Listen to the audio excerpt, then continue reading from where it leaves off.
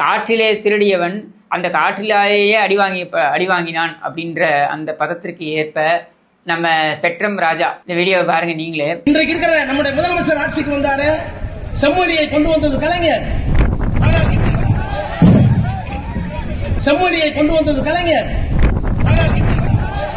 ஏன்னா இவருக்கு இந்த வழக்கம் இருக்கு, அதாவது வாய்க்கு வந்ததை அடிச்சு விட்டுறது.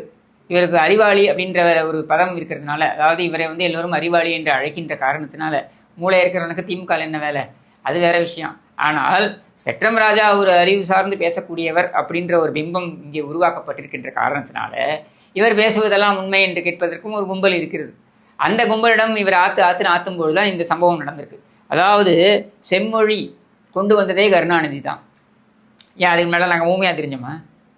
கருணாநிதி திருட்டுறையில் ஏறி வந்ததுக்கப்புறம் தான் நாங்கள் தமிழ் பேச ஆரம்பித்தோமா? இல்லை செம்மொழி இங்கே பாதுகாக்கப்பட்டதா? கருணாநிதி செம்மொழிக்கு செய்தது என்ன?